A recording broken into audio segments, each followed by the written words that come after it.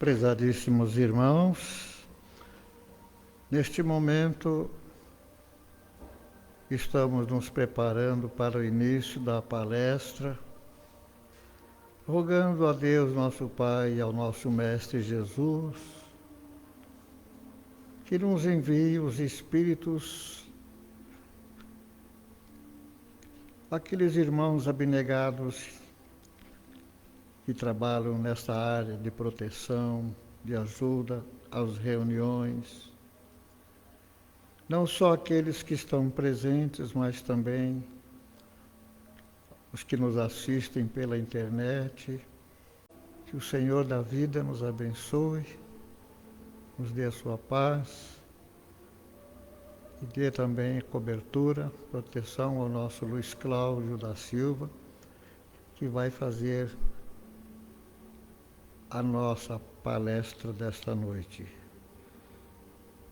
Que assim seja. Graças a Deus. Nosso boa noite a todos. Que nós possamos aprender um pouquinho mais com a ajuda da espiritualidade. Quando nós fomos convidados para falarmos, então nós vamos falar um tema assim, muito interessante e necessário no momento, né? Então nós vamos falar do projeto Evangelho de Luz, que é a contribuição do Evangelho no lar e no coração em situações que nós passamos atualmente, que nós estamos atravessando. E o assunto de hoje, no qual nós vamos contar com a colaboração do Evangelho no lar, é falar sobre obsessão infantil, que é um assunto que está tendo uma proporção assim que está aumentando, segundo pesquisas que estão sendo feitas, né? Hoje estivemos estudando um pouquinho, né? Está aumentando, né? E no trabalho que nós vamos apresentar, né, a obsessão infantil, tem por base o livro da Sueli Caldas-Schubert, é Mediunidade e Obsessão em Crianças, né? Que tem por dar informações. Então tem um pequeno esclarecimento aqui. A presente obra apresenta muitas respostas ao questionamento que muitos de nós fazemos quanto ao comportamento infantil. Então nós vamos, por exemplo, obsessão infantil. Pouco se fala, mas é um assunto que necessita assim, uma atenção especial das casas espíritas, principalmente os dirigentes, se aprimorar nesse trabalho para poder ajudar as famílias. Então as casas vão ter que se adequar a esse trabalho, né? Na casa na qual a Sueli Caldas trabalhava, o Grupo Espírita Joana de Anjos, eles tinham um atendimento assim a crianças de uma forma assim bem acentuada.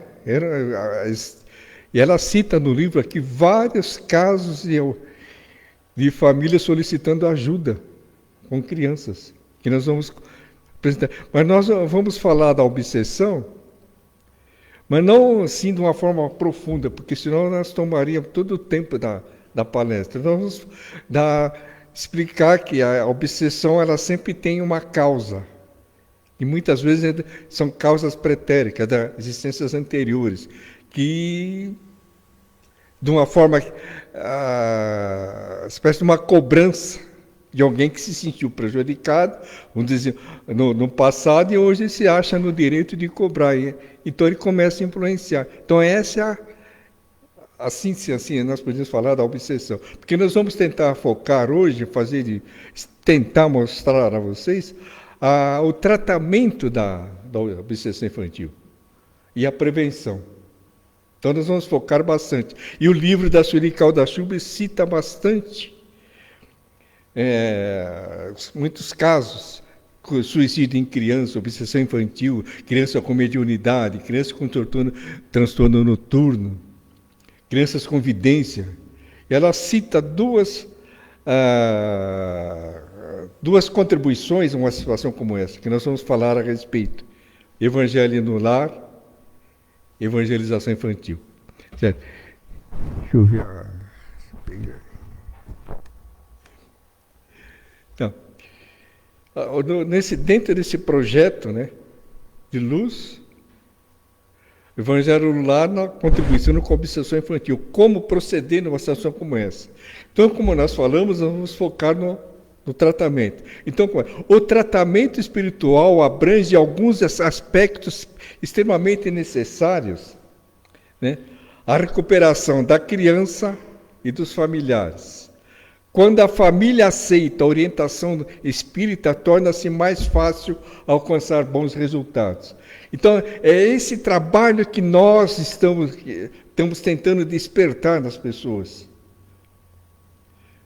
Certo? Porque, numa situação, uma criança com problemas, obsessão, um outro qualquer, os pais são peças fundamentais no tratamento da solução, ou encaminhamento para uma solução saudável. Os pais são peças fundamentais. Então, nós vamos falar a respeito do comportamento que os pais devem ter, né?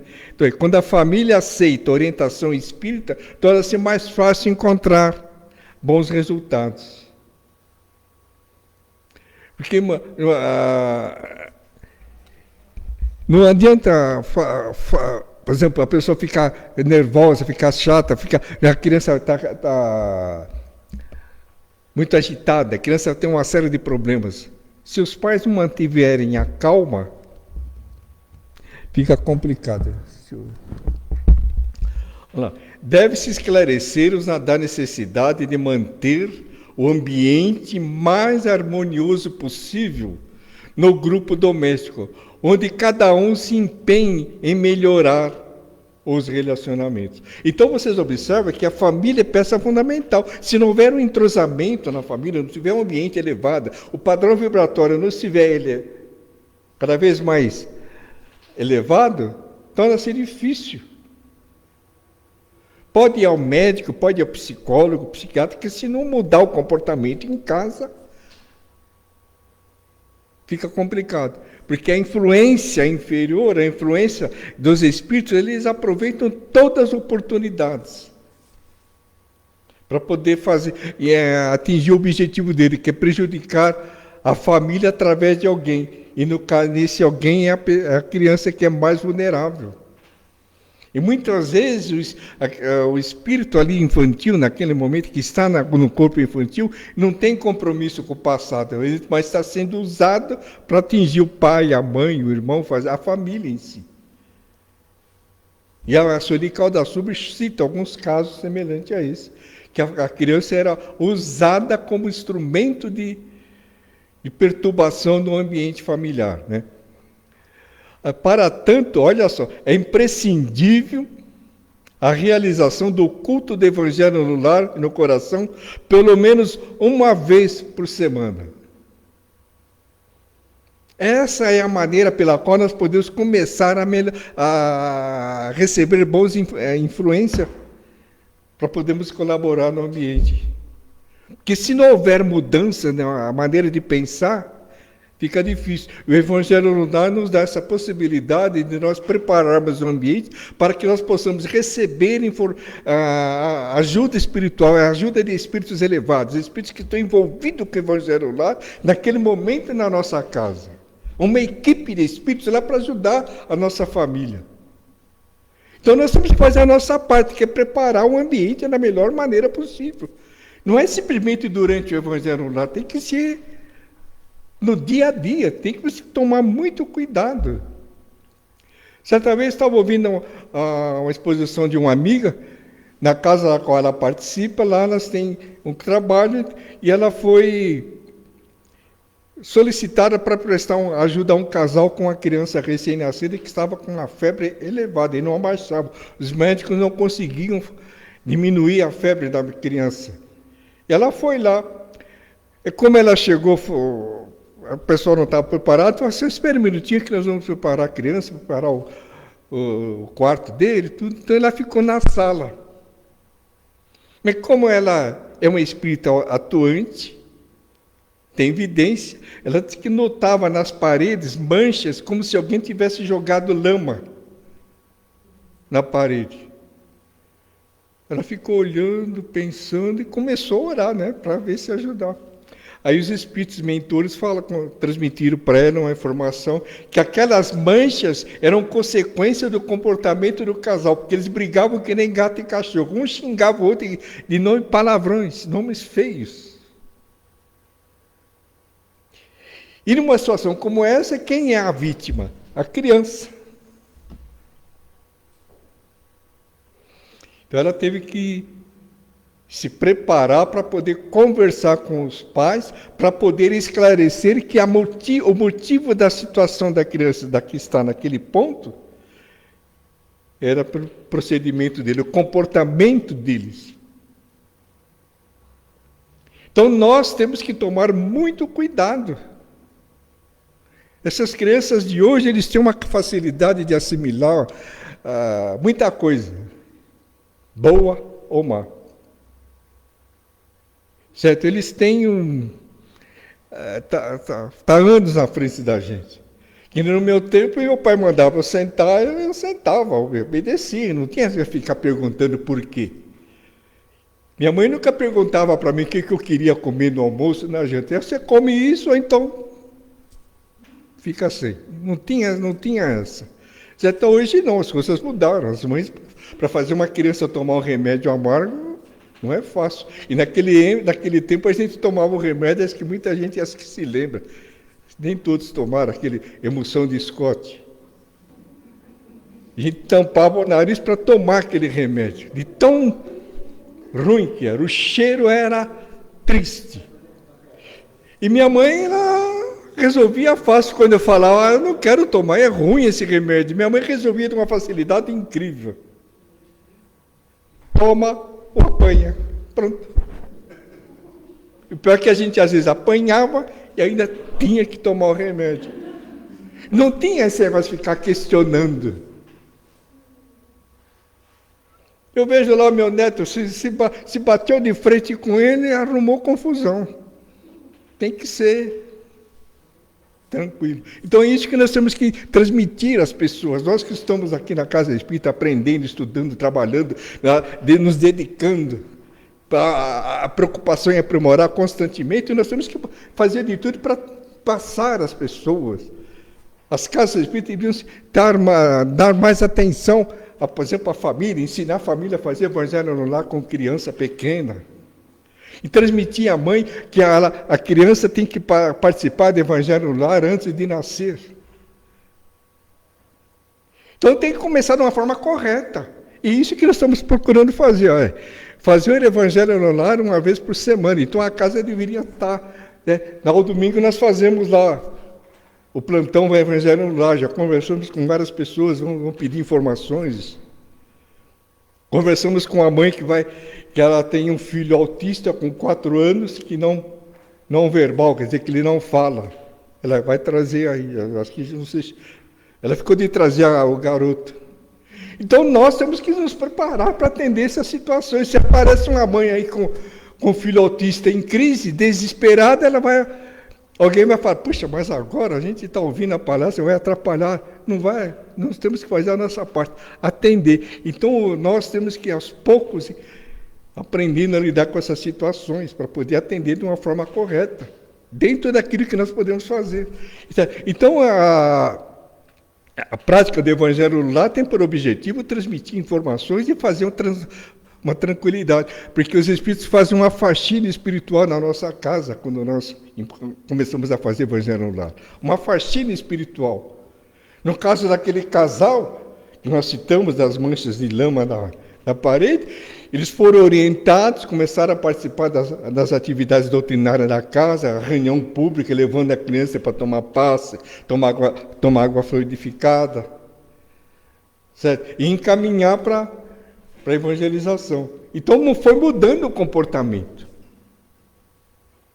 Tem essas informações que nós temos que passar. Não adianta se ele fazer de tudo, o pessoal vem aqui, toma passe, mas chega da porta para fora, não mudou nada. Então nós temos que fazer a nossa parte.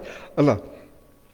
Depois dando sequência. Os pais devem ensinar desde cedo seus filhos o hábito da oração, seja em qualquer religião for. Seja em que religião for. Essa é uma prática que nós temos que ensinar aos nossos filhos, para evitar que haja situações como essa, da obsessão, ficar assediando.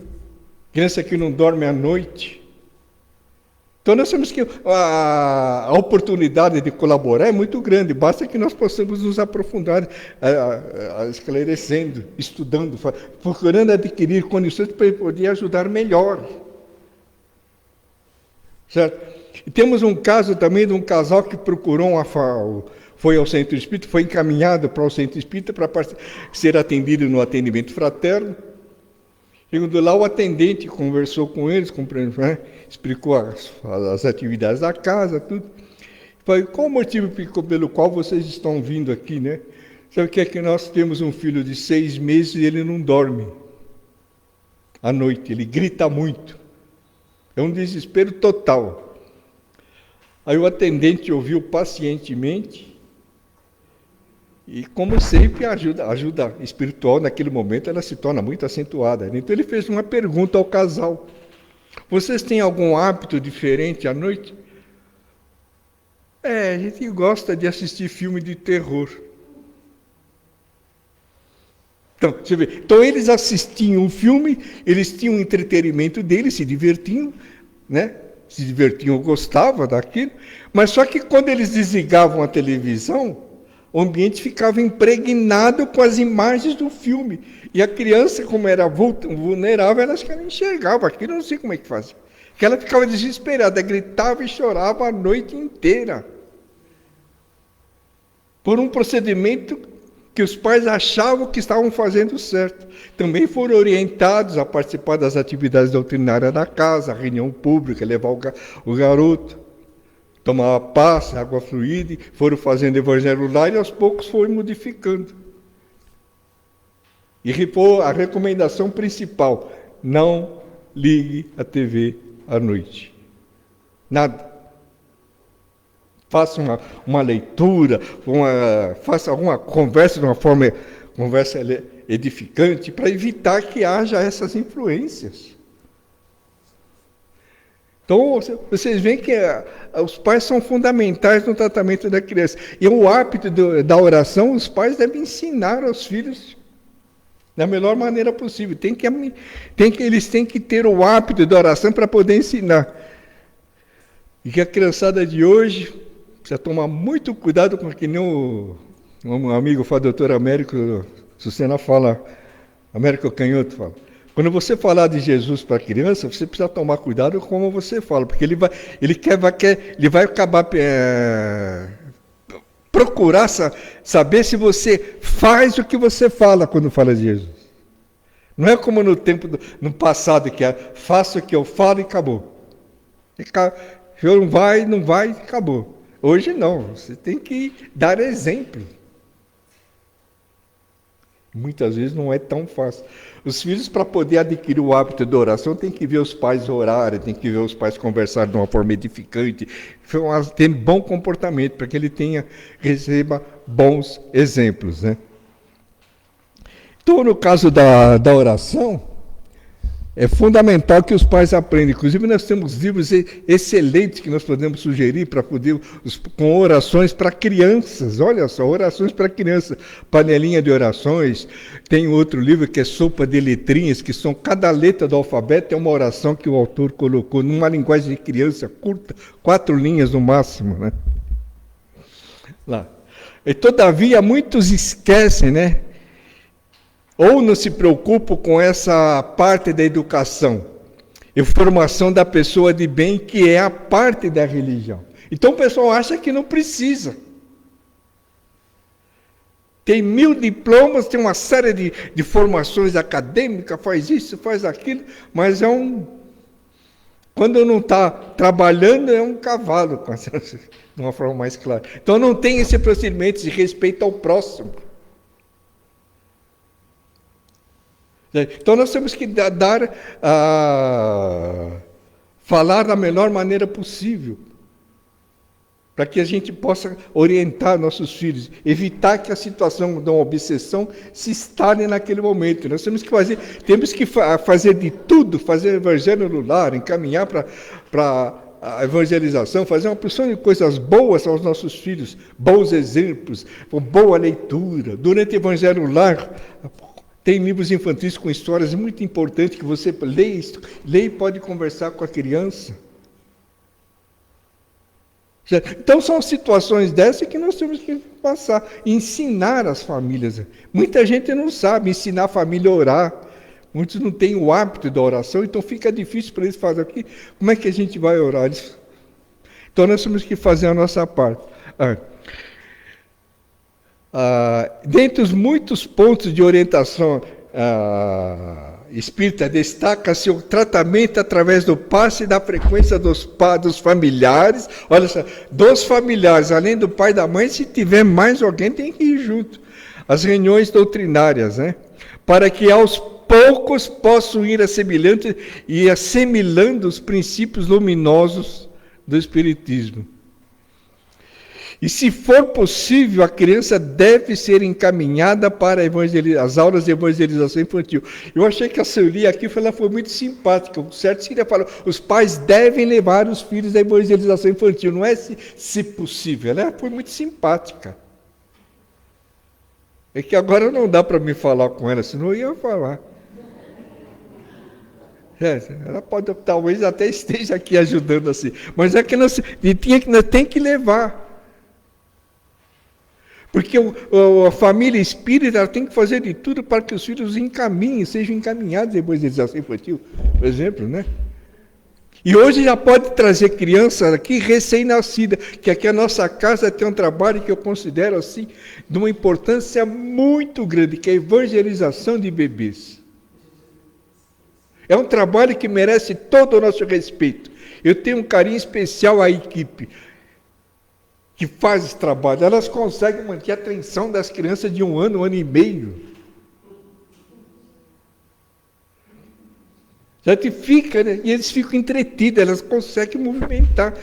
Eu gosto de criança, mas não tem essa facilidade que ela tem de cantar, fazer. Nossa, elas conseguem conquistar a confiança da criança. Então nós temos que valorizar. Então, não obstante a idade da criança, pode ter 1 ano, 2 anos, 3, já pode vir ao centro, principalmente antes de nascer. Quem sabe numa próxima oportunidade nós possamos apresentar um trabalho que é Prece e Evangelho no Lar na Gravidez. Tem umas informações muito importantes e destaca muito o trabalho da prece, a presença da oração em casa. Então nós temos que aproveitar essas oportunidades. Não é levar a criança ao centro quando está com problema, você tem que levar quando está bem, que é para ela continuar bem. Isso que nós temos que fazer. Boa leitura, conversa edificante, melhorar o relacionamento, o hábito da oração em casa, a oração para a gente poder conversar, falar à vontade, né? Boa leitura.